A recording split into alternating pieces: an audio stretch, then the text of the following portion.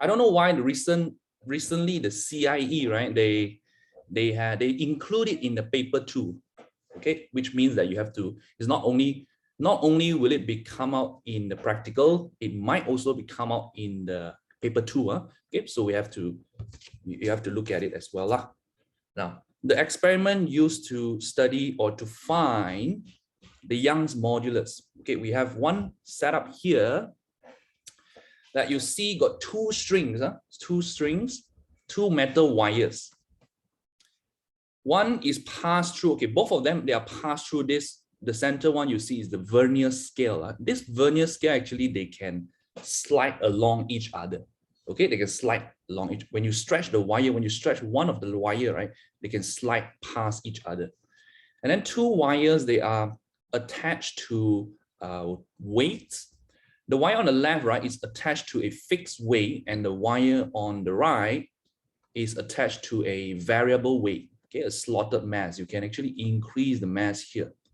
Okay, now why we have two wires?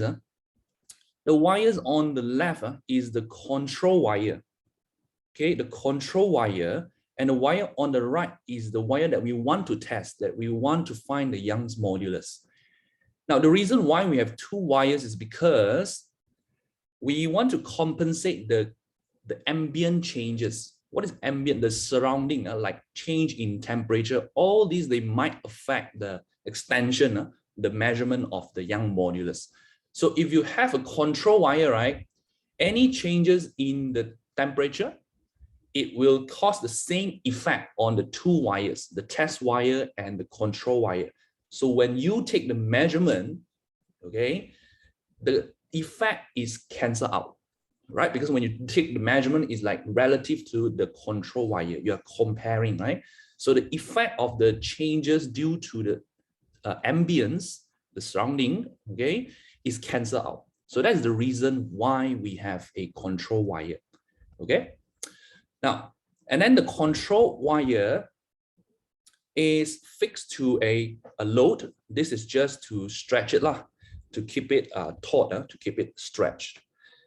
Now, the thing is, the test wire here, so if we want to find the Young modulus, okay, we have already know the formula, right? Young modulus is the ratio of stress over strain. It can also be denoted as stress is just pressure, so force over area, and then extension at L, original length, over extension. Okay, so to find the Young modulus, you need to know all these parameters, and they are determined experimentally. Okay, original length. Okay, we measure the original length. Sometimes they'll ask you, okay, what instrument you use to measure the original length? Okay, you can say measuring tape or a meter rule to measure the original length. And then the extension. Okay, the extension is measured by the vernier scale, this one over here. Okay, so basically you take the reading here. When you attach mass on the slotted weight, that it pulls the string extended downward, and this scale, it will slide down. It will slide down. Initially, you line up with the zero marks. Okay, the zero marking. So when you stretch it, then it slides down, and then you can take the reading on the vernier scale. How much is the extension? Okay, so you can get extension from here, and then area is pi r square. You want to measure the diameter before you start. Okay, you measure the diameter. When you measure diameter, you measure at different points. You measure here, you measure the center. We can take 3 points and also one at the bottom here. It's because we want to take the average. Sometimes you'll get slightly different number between these 3 points. Then you have to find the average. Okay, just make sure that the wire is uniform. It has a uniform diameter. Uniform means the diameter is the same throughout the length.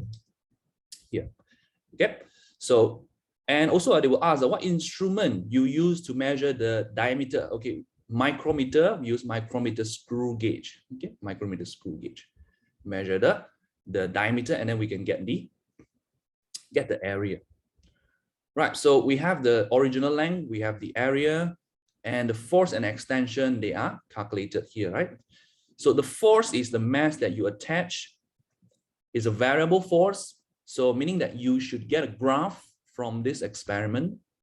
Okay, first, maybe you can put like masses in the increment of 100 gram. Okay, we can do like 100 gram. And then the next is 200 gram, 300 gram. We do a table to form the extension, calculate the forces and plot the point, every point on the graph. Then we find the modulus on the graph. Yep, so this is the typical experiment set up to find out the spring, not the spring, the Young's modulus, okay, the Young modulus.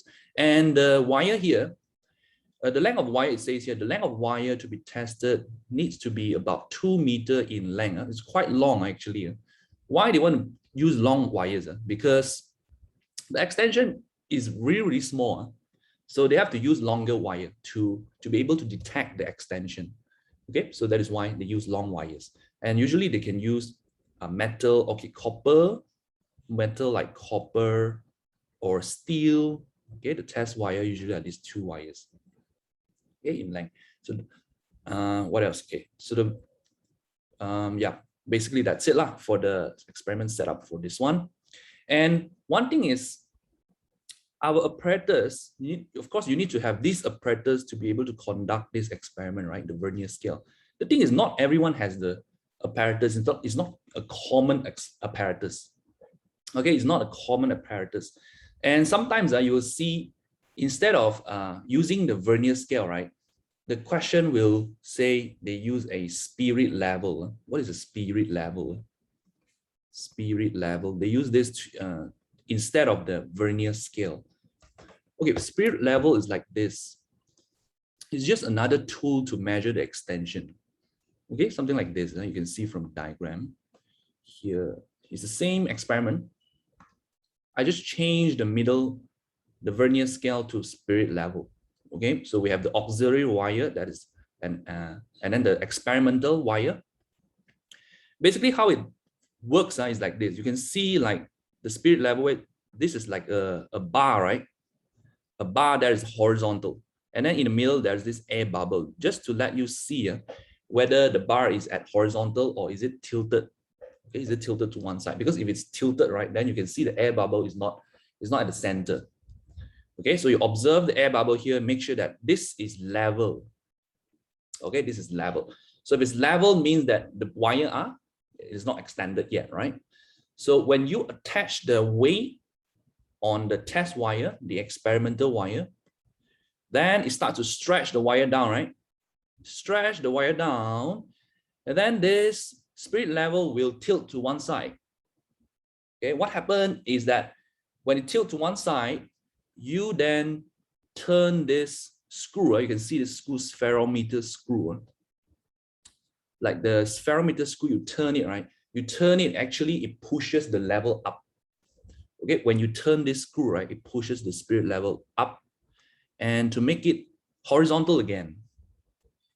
And then the amount that you turn, okay, the amount that you turn or the amount that you unwind is being recorded in the pitch scale here. You can see this pitch scale, okay, the length that you turn. So that length that you turn to make it level is actually the extension length. Okay, it's actually the extension length. So this is another method you can use, another tool that you can use to find out the extension wires. Okay, the extension of the wires. But both the apparatus are not common. Spirit level is, you can hardly find it, right? So not all the lab has this, and also for the vernier scale. So there's another experiment setup, which is a more doable one. Okay, more doable one is this one. Let me go to the next picture. Okay. Okay, this one, we don't need the fancy apparatus. Okay, you can just use all this common apparatus to find the Young's modulus. Okay, basically we have a test wire that is clamped on one side and then being run over through the pulley here, attached to the same slotted mass. We put a rubber tile here just to cushion the drop. Okay, then you have a marker. You can just use a meter rule and then you do a marker. This can be like a piece of paper or anything. Okay, just to mark when you stretch it, then how much is the length increases. Of course, you have to use a very long wire because later you cannot see the extension. Okay, so same, we measure the diameter, 1 point, 2 point, 3 point, then we get the average. Okay, so first step, always we start with measuring original length using a meter rule, L note. And then we measure diameter.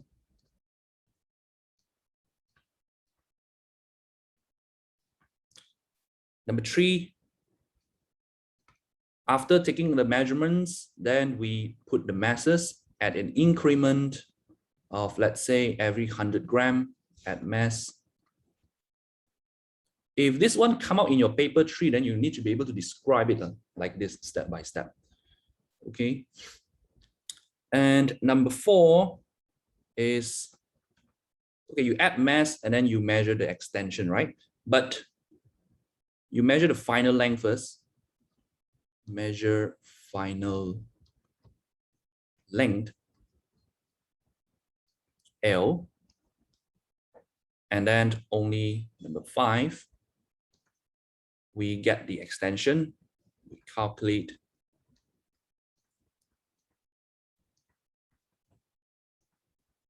the extension. We take the length L minus the original length. Okay, so you should have a tabulated data like this, mass, and then you do like length, add 2 more columns, okay, do force and extension. Okay, so mass, maybe you do like in kg, you have 0.1, 0.2, 0.3. Okay, then you have your length 1, length 2, length 3, get the force, and finally the extension, x1, x2, x3. Okay, so you have like a set of data, and if you have enough data, right, then you can do a graph. You can plot a graph. What graph that we want to plot? There are 2 types, right? You've got the fx graph, and then you have the stress strain graph. So here we talk about 2 graphs lah. Okay, number 6 is plot 2 graphs. Any graph that you can plot, still you can find the Young's modulus from any of the graph. Okay, so plot fx graph, or you can choose to plot the stress versus strain graph. Okay, if you plot the stress versus strain graph, then you might want to find the area. You find the stress, you find the strain, then you do the graphing. So if you plot stress strain graph, then it's much more straightforward lah, because you can get the Young's modulus straight away from the gradient. Okay, Young's modulus equals to the gradient of the stress strain. So when you plot the graph, you find that initially it's a straight line. This is already predictable, right? Based on Hooke's law. The first part of the graph, it's straight line, is already predictable. And then the next part of the graph become quite a bit messy. A bit messy is like the graph is like this, curve downward a bit and then continue and then curve like this. Okay, this shows the graph of the stress strain. If you stretch it until it breaks, later I will show you one of this. We will talk more about the graph later. Okay, so the back part of the graph are determined experimentally. Maybe you wonder how they get this graph. You see this graph, right? So it's like initially it's straight and then like curvy and then rise a bit and then curve back down like this. How they get this graph? Up to the proportionality limit, you get it by Hooke's law. Okay, fx, Hooke's law. But the one at the back, there's no formula for this. So they get it experimentally. What they found is that they do a lot of experiments on different metals, right? different types of metals. And then they found that most of them, they follow this type of pattern. Okay, follow this type of pattern. So it becomes a typical pattern for all the metals under tensile stress. Remember this experiment, all this experiment we are talking about is tensile. Tensile means you're pulling it. You pull it until it breaks. It's like you take a pencil, okay, and then you pull it like this. You find it very hard to do it, okay? If you're strong enough, and you can pull it and it breaks, okay? But you cannot bend it. We are not doing bending.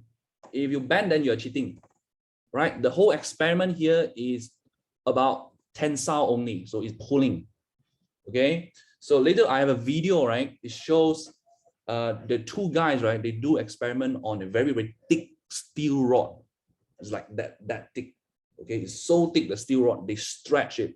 They use a machine to stretch it until it breaks, okay? Until it breaks. So imagine like you have a small metal rod, and then you pull it like this, you pull it apart until it breaks. It's actually very hard to do it. You need a machine, a hydraulic press to do it. Okay, after this, I'll show you the video how they did it. Okay, so this one is the tensile test. Okay, tensile test. So you get this graph. Now, to find the Young modulus, okay, we can get a gradient. Up here, we take the gradient M. That is the Young modulus, E. Okay, so very easy. You plot the stress strain, you get a Young modulus. We do the harder one. If I plot Fx, what if I plot Fx graph? Okay, I do like this. Here, force extension. If I plot force extension, then I get almost a similar pattern, similar to the stress strain. Here we get a straight line, and then again at the back it curves like this. Okay. Now, if I calculate the gradient of the Fx graph, then what do I get? What do I get? From the Young's modulus formula, E equals to FL over AX. Okay, we do a little bit of arrangement. We bring the AX, okay, FL naught equals to EAX, and F equals to EAL naught X. This is my Y, this is my X, which means my gradient is EA over L. That's my gradient. Okay, now be careful. When you calculate the gradient, is it Young modulus? No, it's not Young modulus. And this one, if you calculate the gradient, is actually equals to Young modulus times the area over the original length. That is the gradient under the Fx graph. Okay, so you have to times the length and divide the area to get the Young's modulus. All right, so two graphs that you can plot, and the Young modulus is determined from the graph. Sometimes you will see they plot mass, also got mass extension, or all sorts of graphs, all sorts of graphs. Okay, so that is for the experiment side. The two types of experiments arrangement. That is the first one is using the vernier scale. Then this one is the more common one lah. We use the basic apparatus to do it. All right, let's go to the next one. Now, I want to go to the board. Let me clear this first.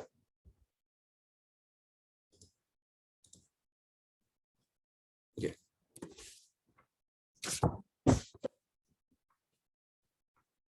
Again, two types of graphs. Let me draw it here. You have Fx graph. Okay, so when you collect all the data, then you get the curve like what I drew just now, like this. Okay, up to the proportionality limit P is where Hooke's law apply. Okay, so gradient, we have already talked about the gradient. What is the gradient again? The gradient is equals to the M equals to Young modulus area over original length. The area under the graph, under the fx graph up to P is the elastic potential energy, half of fx. The elastic limit, we don't count until the elastic limit because to the elastic limit here, the curve, it starts to curve already. It's no longer straight. So we cannot use the triangle to count the area here. So we only count until the proportionality limit. Okay. So here the area under the graph is the triangle, half fx. That is the, or you can do half kx square. Okay, if you substitute f equals to kx inside. Okay, that is for if I want to stretch it to the proportionality limit. That is the amount of energy that I need to put in, right? When I stretch it, then it is stored as elastic potential. What about if I want to stretch it to, let's say I want to stretch it somewhere here, x1. Okay, this point is already undergoing plastic deformation, meaning that if you stretch it up to here, then it cannot return anymore. It's already beyond the limit, right? It cannot return. So if you want to calculate what is the energy that you need to stretch all the way to x1, then you have to find the area of the entire graph, all this, including the blue one. Okay, including the blue one, all the way you stretch it to x1. Now, to calculate the area here, the triangle, no problem. You can use the triangle formula, but from the point P onwards, where there's a curve in the graph, you can kind of do a estimation. You can draw like a line, something like that. Okay, so you make a trapezium, right? This is a trapezium. You can use the area of a trapezium, right? This is in one of the questions that I gave you, right, last week. It says find the elastic potential energy, the strain energy, remember, right? So there's one question on this. You draw a line like this, so you cut through this region where you cut out is the same as this region that you did not include. Okay, of course, it's never exactly accurate. We are using estimation. So you draw a line, it's like you cut out the same areas here so that it cancels out the effect. So you can just use the trapezium formula to find the area of this. Okay, you are not required to do calculus. No need to do the calculus, integration, all that, no need. Right, so that is the energy. If you calculate the area under the whole graph, that is the energy used to stretch until x1. Okay, stretch x1 is the area under the whole graph here, which is in the plastic region. Okay, now we have another term for the elastic potential energy, right? You have seen strain energy. Why we have another term? Why we don't just call it elastic potential energy? Because if you stretch until x1, it's no longer elastic, right? It's no longer elastic. So if you say elastic potential energy, that is not correct. Okay, so we say it is strain energy. Okay, it's no longer elastic here. It's already plastic. So a more general word we use is strain energy. Okay, so when you stretch to x1, what happened to the material? The material will become hot. You'll feel it become hot because the energy that you use to stretch it is already undergoing the breaking of the bonds. Is already turned into heat energy inside the material. Okay. Now this is the graph, common graph that they will give you force against X. Sometimes they will give you force against length. What's the difference? What's the difference between this one? Force and X and force and length. This is extension, and this is length of the wire. Okay, so the difference is this: if a spring here, sorry, not spring, it's wire. It's wire. Stretch a weight. Here we get the length of the wire. When you attach a higher load, okay, we have higher load. And this is the amount stretch, right? X. Meaning that if you plot F against X, then your line will start from the origin. Because when there is no load applied, when there's no load, okay, that means it is the original length when I don't attach any load. Okay, so that is why the graph starts from 0, because when there's no load, then the extension is 0. Okay, but if you plot F against length, then your curve is, it starts at somewhere down here. For example, here, okay, 20 cm. Here you'll see that the graph is like straight line, but it starts from here instead of starting from the original. Because this is length, so it means that when there's no load, when the load is 0 on the x-axis, then the length of the wire is 20 cm. That means this is the original length. Okay, so that's the difference between these two.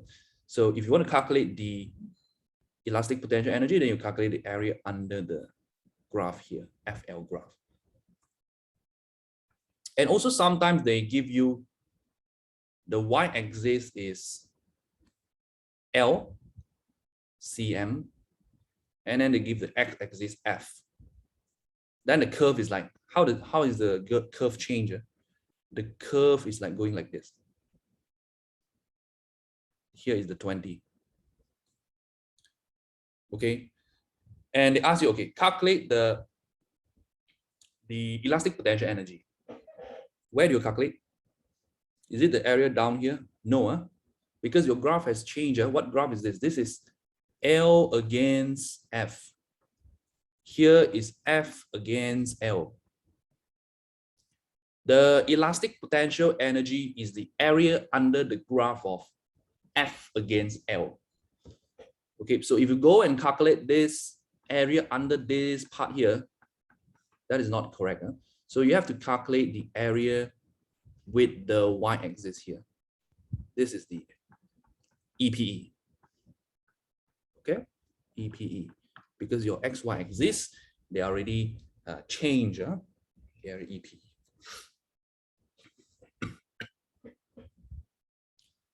Okay, so that is for the FX graph. Now, and then we have our stress strain, right? So let me draw it here.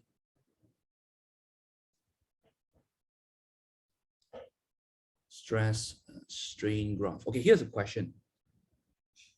Why is the stress strain graph slightly different? It's almost the same pattern, but it's slightly different from the FX graph.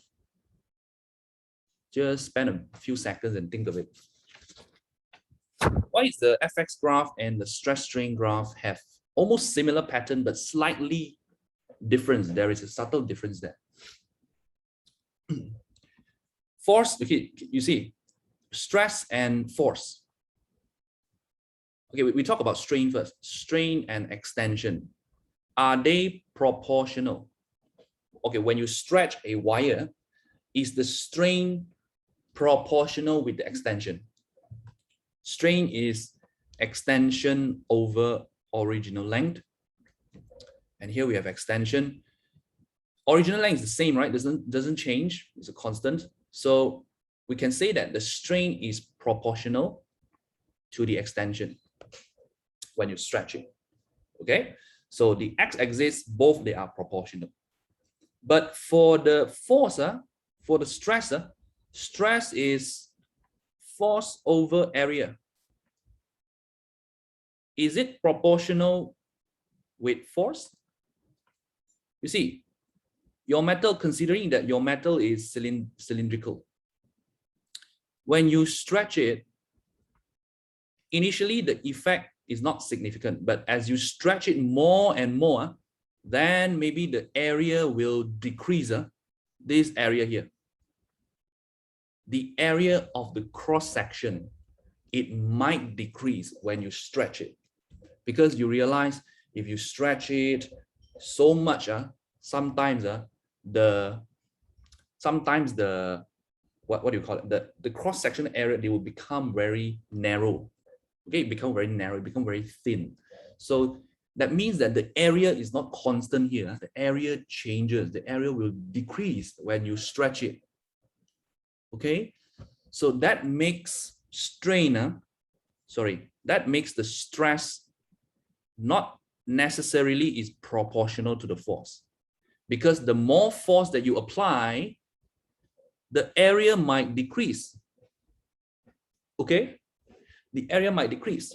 The more force, the larger the force you apply to stretch it, the area might decrease here. So that makes the stress not proportional. This one may not be proportional. May not be proportional to the force. Okay, the stress may not be proportional to the force, but the strain is proportional to the extension. So it's because of this one that causes the two graph has a slightly different sketch, but overall you still see the pattern. They follow the same pattern like this. Okay, so this is something to take note. They might ask you sometimes in the question, they explain why is this not proportional to this one.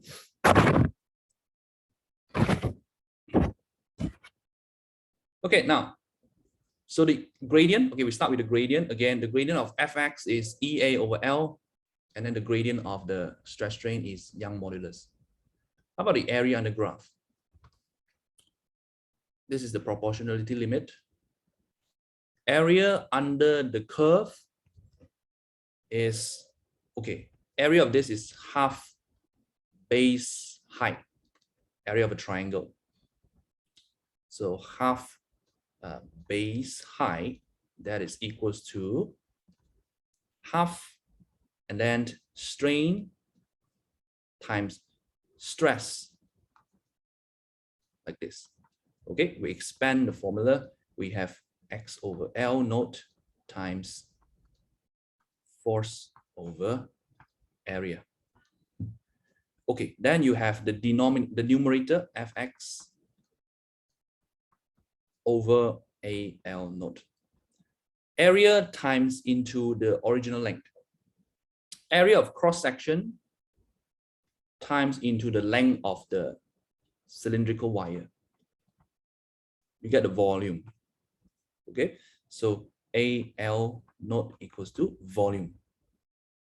That means this become half Fx over volume. Okay, what is your half Fx? Half Fx is the elastic potential energy over volume, and also we call it strain energy. Strain energy per unit volume is the gradient of the stress, sorry, not gradient, the area of a stress strain graph. Okay, you can think of it like when you stretch this thing, how much energy it stores per one unit volume. That is the strain energy per unit volume. Okay, because when you stretch or you compress it, it's going to store energy. That is why it restore back.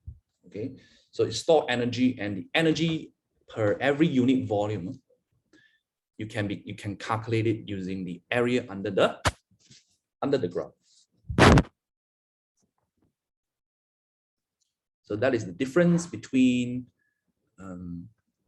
Fx and stress strain graph in terms of gradient, area, and also the nature of it, the property of it. Okay, the difference between these two.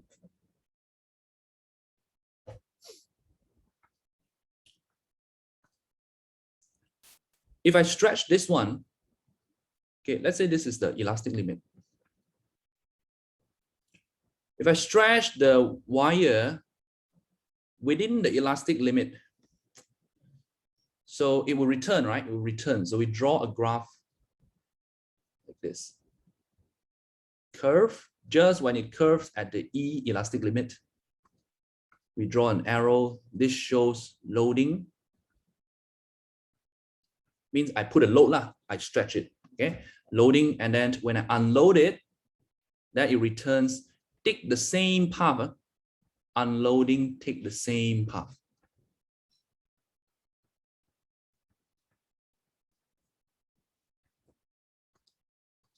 Okay, within elastic limit, loading, unloading. So after unloading, it comes back to the origin and there's no extension. You can see from the x-axis is 0, 0 here. But if I stretch it beyond the elastic limit here, okay, you can do fx or you can do stress strain also can. Okay? Stress strain. Now I stretch it until way beyond the elastic limit. E is here. So now it's in the plastic region. Loading, this is loading.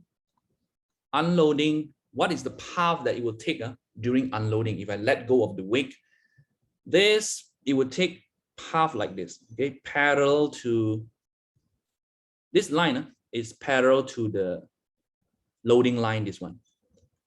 Okay, the purple line, this one, the path, the first path go up and then curve, and then the second path is come back in a straight line like this, parallel to this one. Okay, so this path shows the unloading. Unloading after it has been stretched to the plastic region, okay, to the plastic region beyond the elastic limit. So it returned to somewhere here, and then where is the extension? This extension, when you calculate this extension, extension per unit length, x over L, this is the amount stretched, that is stretched permanently. It can never restore back to original again. Okay, if you take the difference between this one and this one, it is the distance that is permanently stretched. Okay, now if I want to calculate what is the energy loss after the plastic deformation, then how do I calculate it? From the graph. Okay, you take the return path. Now the area under the graph, let me draw it like this. Okay, the area under the graph, this one, I highlight it over here. The entire area under the graph is the energy that you put in to stretch it, right? To stretch it to whatever is the extension here. And then when you release, the metal wire takes this green path back to original, and there's a permanent deformation. So since it takes this green path down, then the area under this green path is the energy released by the metal wire. I repeat, this, I stretch it to here. If you calculate the whole area under the curve, is the energy that I give it. I release, then it takes this path back, right? So if you calculate the area under the path that it takes, this is the energy released by the wire. Energy released. Okay, energy released. The area under the curve. So if I calculate the area of the whole curve, that is the total energy given. Okay, total energy given, and I minus the energy release, I get what? I get the energy loss. Okay, energy release is the energy released by the metal. Okay, meaning that it is initially stored in the metal and then it released out. So that is not the energy loss. Energy loss is the one that I give it minus the energy release. That is equal to the middle section here in the graph. Here, I highlight it in white color. This part. So this part is the energy loss. Okay, take note of that. All right, so if you stretch it to plastic, you're going to calculate the energy loss is the energy, the area inside this solid, inside this solid.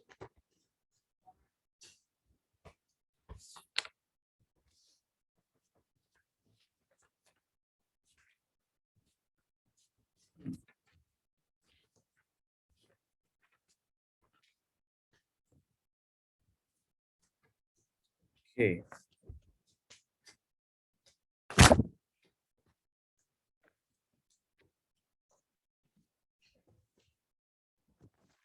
Right, we go to the next one.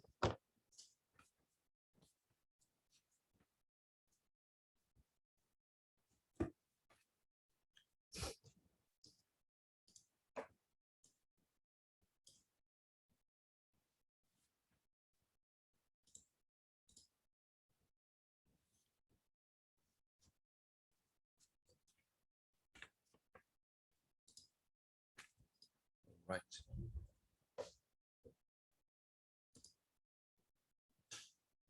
Okay, you should be seeing my stress strain graph and some description on it.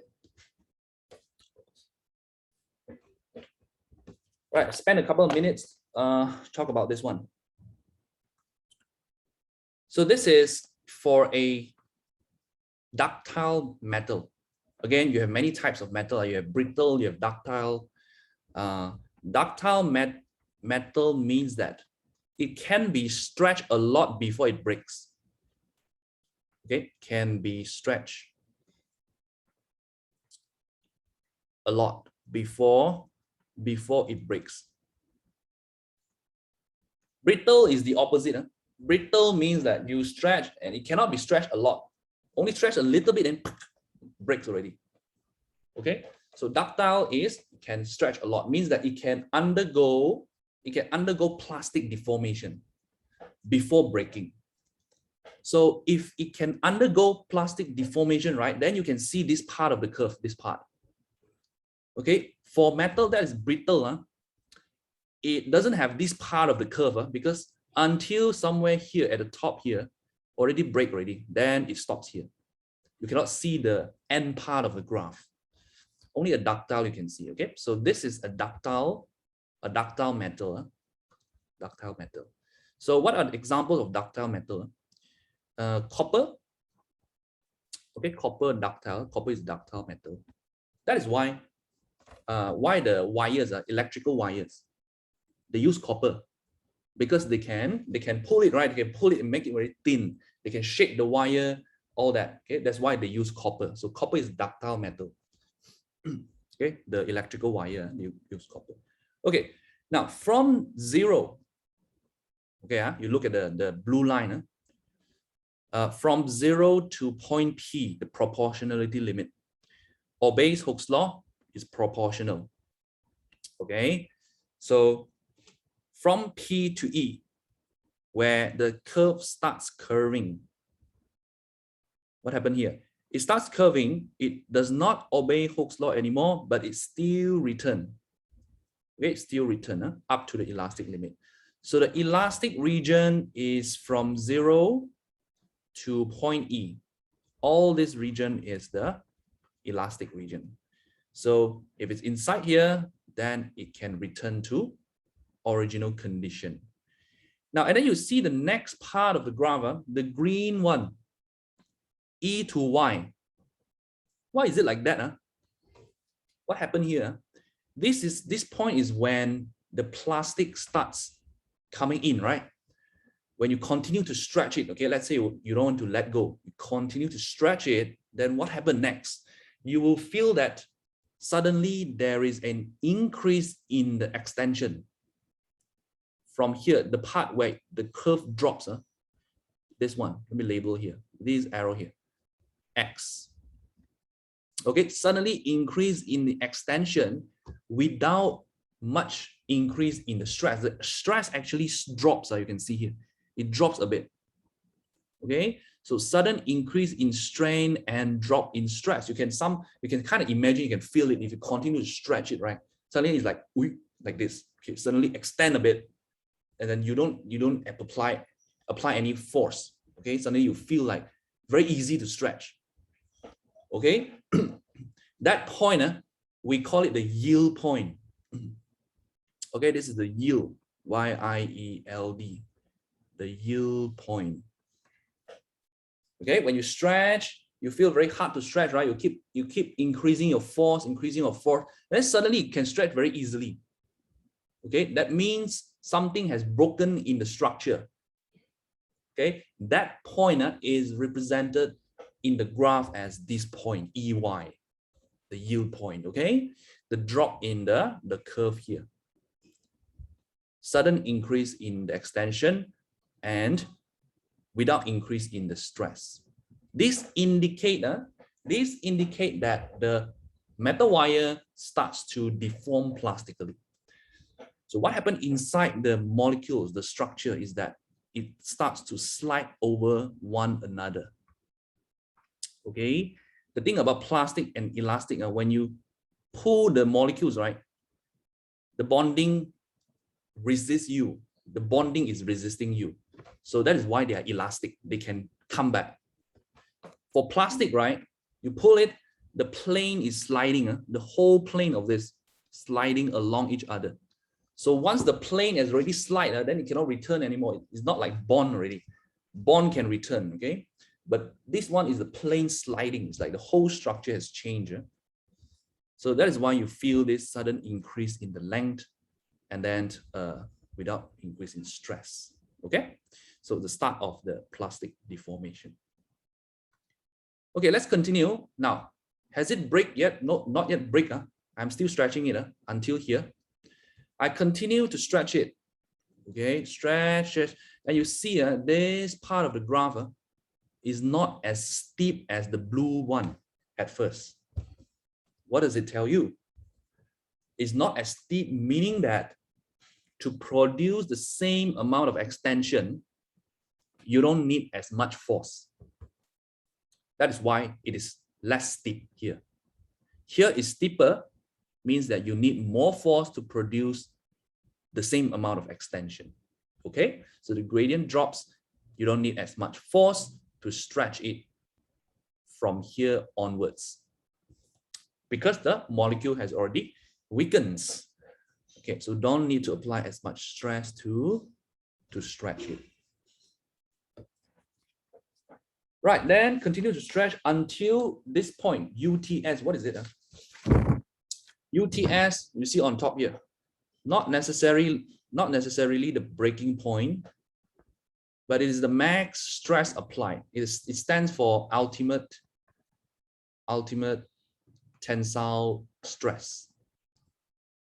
The maximum stress applied. Okay, now let me explain. The UTS is when you continue to stretch it until maximum stress applied. What happened from here onwards? Why the UTS is not the breaking point, and the breaking point is slightly beyond it. Okay, now you see from the UTS to the breaking point B, from this to here, you can see the orange color one. What happened here? Okay, what happened here is we call necking. Okay, necking, meaning that you have a metal like this. Say this is the metal. At first, you stretch it, stretch it, stretch it. It starts to deform plastic, and you continue to stretch it. Before breaking, then you see that the metal becomes narrow at the center, like this. Okay, become narrow like this. Now the metal is actually longer than the original length already. Whatever is the original length here, L note. This one is way longer than it. Okay, L1 bigger than L note. So there's an extension, you continue to stretch it, and then you see the middle section start to become narrow and become weak. It weakens, become thinner and thinner. Okay, that indicates it wants to break. Okay, it wants to break already. This one, we call it what? We call it the necking. It forms like a neck. Okay, it forms a neck here. It's a weak point. It's a weak point. It's about to fail. When you continue to stretch it, when this form, guys, when this form, right, you realize that when you continue to stretch it, you actually don't need to add any more forces. The force actually decreases when you continue to stretch it. Okay, that is why the curve at the end here, it drops like this. It curves downward. It means that the strain increase, but the stress drop. Okay, so you stretch the metal until it forms a neck, You continue to stretch it, you realize that you don't need the same force applied. You actually don't need to apply any force. You can continue to pull it very easily because it's already very weak at the center. Okay, you pull it very easily. That is why the curve dropped at the end here. Okay, so you pull it until it breaks at the center. Okay, that is the breaking point B here. So this behavior of the metal, okay, it shows that the behavior of the metal as you stretch it until failure, until it breaks. Okay, it can be a copper metal, a steel metal, something like that. Right? So the ultimate tensile stress that is the peak point here, UTS. So that is why it means the ultimate tensile stress is not necessarily the breaking point. Okay, of course, some metal they break at UTS also, depending on the type. For ductile metal, okay, they break after the UTS. After the UTS. Okay, so all ductile metal, they follow this curve. Okay? All ductile metal, they follow this curve. It can be pure, usually pure metal. Okay, pure metal like pure copper, pure lead. Okay, pure metal, they are ductile. Because if you mix the metal with some like alloy, you mix with carbon, you mix with steel. Okay, for example, like steel, steel is alloy. Steel is alloy of carbon and iron and also silicon. Okay, they are not ductile. Okay, usually they are pure metal that are ductile, because pure metal, they are soft. They are softer than the mix with the one that has got impurities in it. Okay, like pure gold. Pure gold is softer because they cannot just take pure gold and go and do ornaments. Okay, they have to mix it with some impurities to make it harder. Okay, so it can retain its shape. So pure gold is also soft, right? So the pure metals, they are ductile. And ductile metal, they follow this behavior.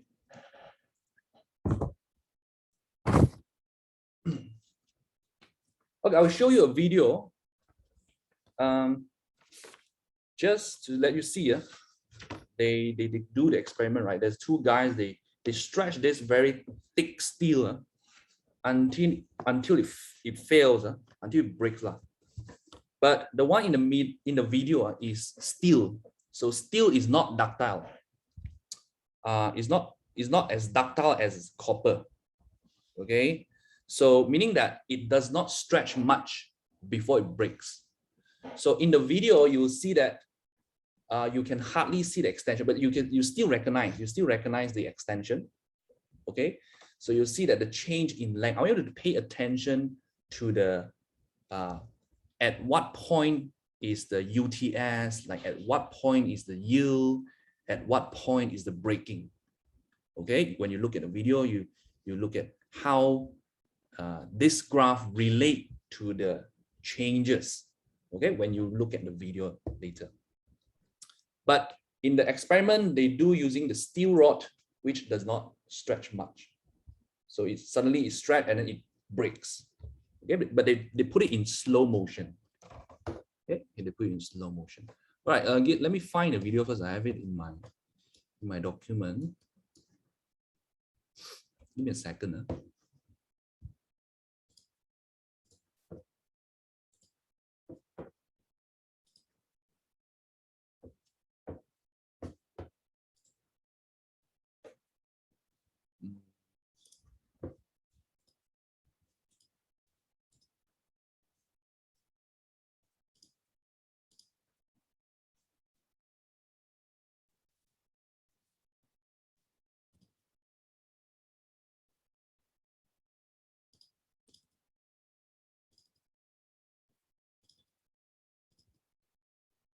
Okay, got it.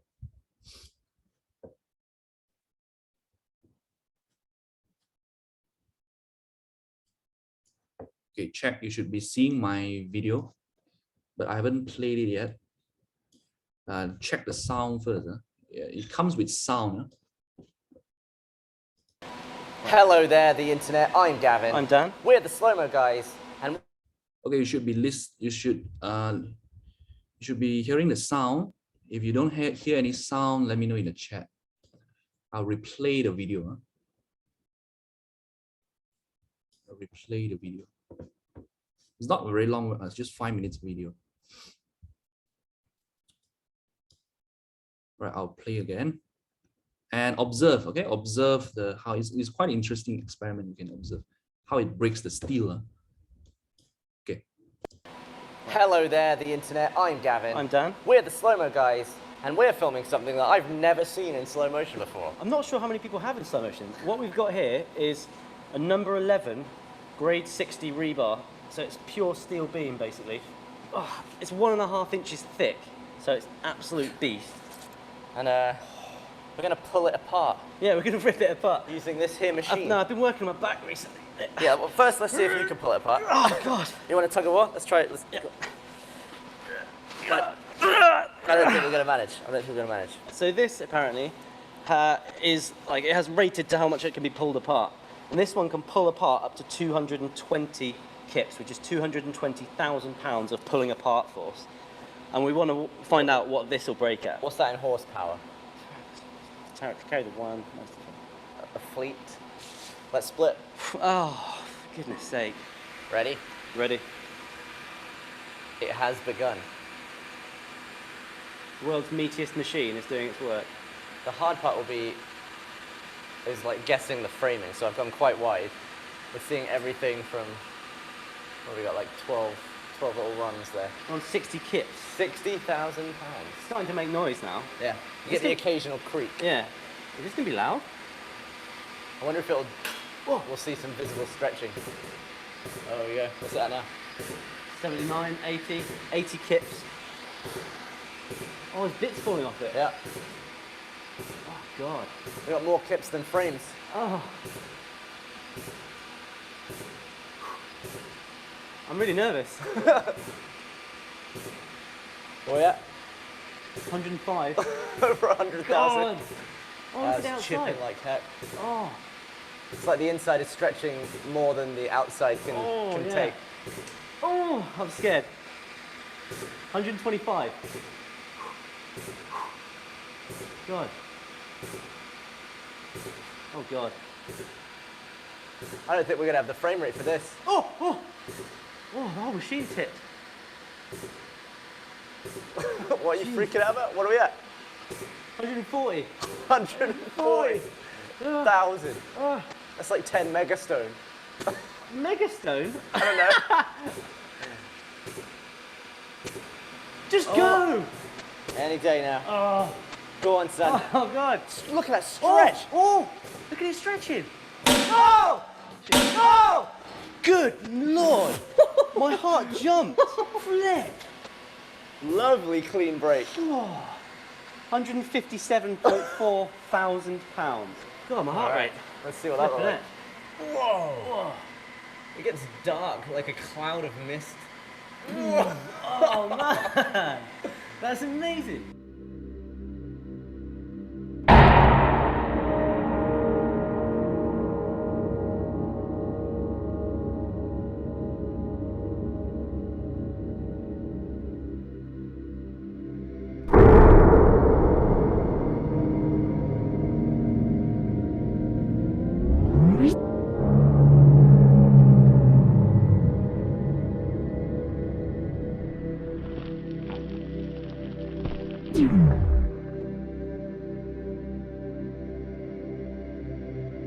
That's the best way to clean a steel bar, is to break it in half.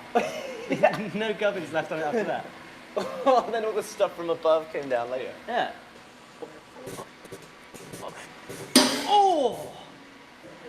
God, that went. Oh, absolutely did. Look at this. This is actually amazing, because this bit's the bit that actually broke. It's really warm to the touch. So like you start hearing it's cold, and it just gets warmer and warmer, and it's just like hot.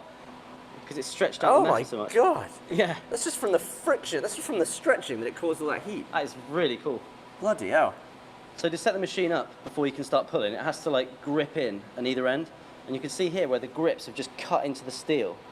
And it like just absolutely, completely crushes it so that you can pull it apart. And you can see the little individual notches. That was hefty.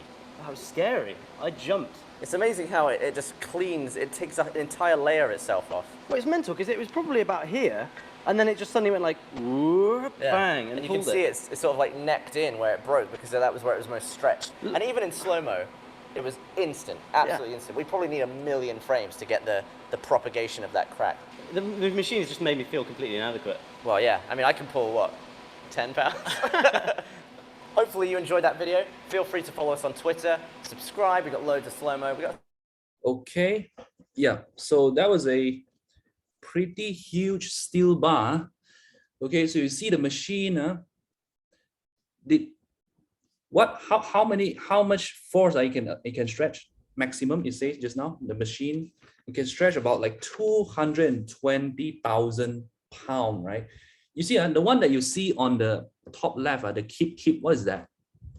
This one. On the top left, you see like 134.31 keep. That was basically a unit of force. One keep, okay, is like, just now I mentioned in the video, right? 134 keep is like 134,000 keep, 1,000 pounds, sorry. Okay, it's like one keep is 1,000 pounds. Okay, so the machine can stretch like 220,000 pounds. If you convert to Newton, how much is it? Pound to Newton is 1 pound is about 4.4 Newton. So you times 4.4. That's about 900 something thousand. 970,000 Newton of force it can pull. Okay, so did you notice the necking, right? The necking just before the steel breaks, you can see the length suddenly increase a lot. That is the necking. Okay, you can see it's like it stretches a lot just before it breaks. The video. Let me find it. I'm not sure if I can find it. I don't know. This one. Look at that stretch. Oh! Okay, so this one is the necking. Just before it breaks, the stretch, you can see suddenly elongate very much. Look at it stretching. Yeah, I hope you can see on your side because I'm not sure of the internet connections. So I hope everything is smooth on the side. This one, let me replay it again. Okay, one last time.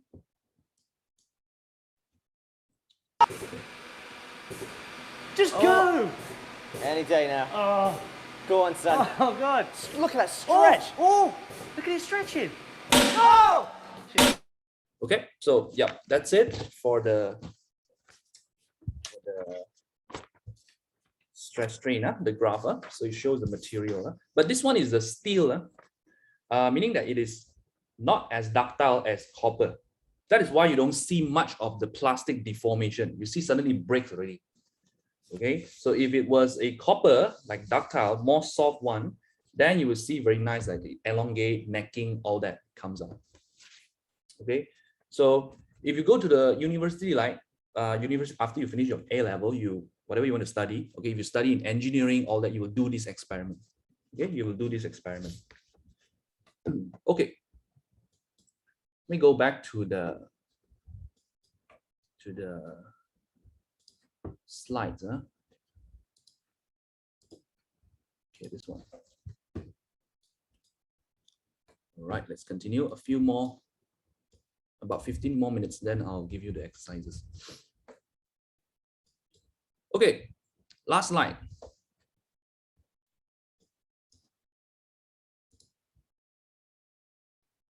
Okay, last slide. Different types of materials. Here is the stress strain graphs showing brittle, ductile, and some other types. Okay, few things to note. You see, you got 4 curves here. Curve A, you see a straight line, right? You don't see the pattern like curve C. Curve C is the one that I show you. Okay, Curve C is the one that I show you, meaning that curve C is the ductile method, ductile metal. What is A? A is brittle. Okay, A is brittle. So meaning that it does not stretch much before breaking. There's no plastic deformation. You can see there's no plastic region for curve A. And you can also see that you apply so much stress, but the strain is only a bit like this, just tiny bit. Okay, it's a very strong. Okay, it does not undergo plastic deformation. And the Young's modulus, the gradient is the highest, right? The gradient is the highest. So it's a very stiff material. Okay, stiffness. For example of this type of material, what are these type of material? Like glass. Glass is actually very strong. It easily breaks, but actually it's very strong. Right, glass, and then we have ceramic. Ceramic used to make decorations, all that. And then we have also cast iron. Okay, these are a few examples of it. Okay, do you need to remember? No need to remember, just give you an idea of it. Okay, idea behind it. What are the few examples? Cast iron. What is cast iron? This is like you may have seen in the movies, the blacksmith, right? They melt the metal, they make it become red hot metal. We call it the molten metal. It's like liquid metal, right?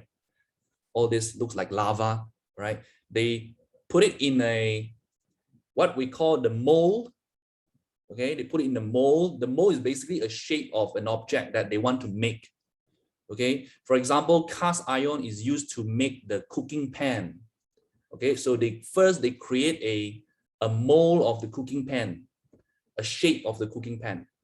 Okay, and then they drop the metal inside, they let it cool down, and then they take that one. Okay, they do some polishing, finishing, then they get the cooking pan. This is how they manufacture the stuff lah. Okay, so that is cast iron. Basically, it's iron, they melt it, and then they cast into shapes. Okay, they cast into materials. That is what we say casting. In the movies, okay, if you have watched the Avengers, okay, Avengers movie, there's one scene where they make the Thor hammer, remember, right? They forge the Stormbreaker, the Thor hammer, right?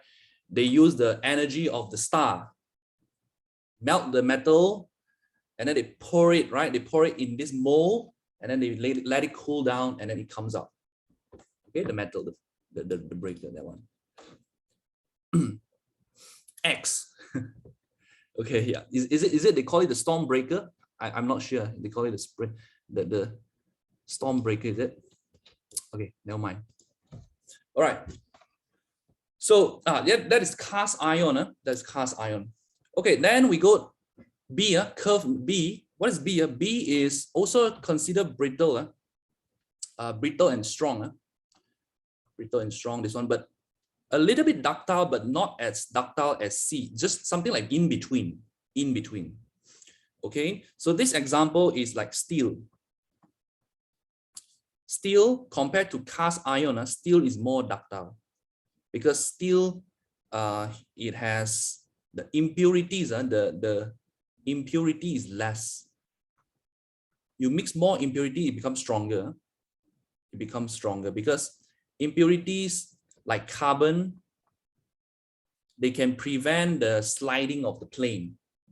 Okay, is for example, like you have these molecules here, this one, and then if you have impurities atom, because it comes in different sizes like this, right? So this is let's say this is the ion, this is the carbon. So it makes it more difficult to slide. It's very hard to slide if you have a carbon atom inside, impurities. So that means it does not undergo plastic deformation because it cannot slide. Okay, it breaks instead of sliding. But if you have less impurity, less carbon atom, then it's more easy for it to slide along the plane. So it becomes more ductile. So if you compare steel with cast iron, steel has less impurity than the cast iron. Okay. And then come to C, ductile. ductile method. Okay, that is copper. Pure copper or pure metal. Right, the last one, D. What is that? What is D? This one, it can be curved like this, or sometimes you'll see curve like this. In the past years, sometimes you'll see curve like this. This is stress strain. And then curve, horizontal, and then curve like this. What is this? This is polymeric. Like rubber. Okay, rubber materials. It's like it behaves like this. Okay, you see, initially you stretch, you need to apply stress. It's like you stretch a rubber band or a hair band. Okay, you stretch it. Initially, you have to, it's very hard. Suddenly you stretch it, you realize it suddenly becomes so easy to stretch. Okay, and if you want to stretch it more, then again, you need to apply more force. And that is shown in the back of the curve here, where it starts to rise. It starts to rise again. Okay, so initially you stretch very hard, and then suddenly become easy, and then you stretch more and more. Again, the stress rises here. Okay, this is an example of polymeric substances. Rubber, it can be what else? A graphite, or even all the nonsense starch, anything. Okay, just anything other than the ductile and the brittle. Okay, polymeric. And also the graph load, if you load, we draw an arrow like this, you stretch it, means that loading, take the path, this one, unloading, which path? Like this, back to the starting point. Because you unload it, still it returned to its original position. There's no plastic deformation. So we join the curve all the way back to the starting here, origin. Okay, this is unloading here, and this is unloading. Again, if you want to calculate the energy loss, where is it? Energy loss is the area inside the solid. Okay, that is the polymeric rubber. Polymeric rubber is very easy to stretch. Okay, it's less stress applied, but you get more strain. Okay, very much. So that shows the difference between the 4 types of metals. Okay. The polymeric does not have a Young modulus because you can see the gradient is changing everywhere. There's no straight line here. This ABC has a straight line, B has a straight line, C also has a straight line. You can calculate the Young modulus, but this one does not have a Young modulus. The gradient is not the same.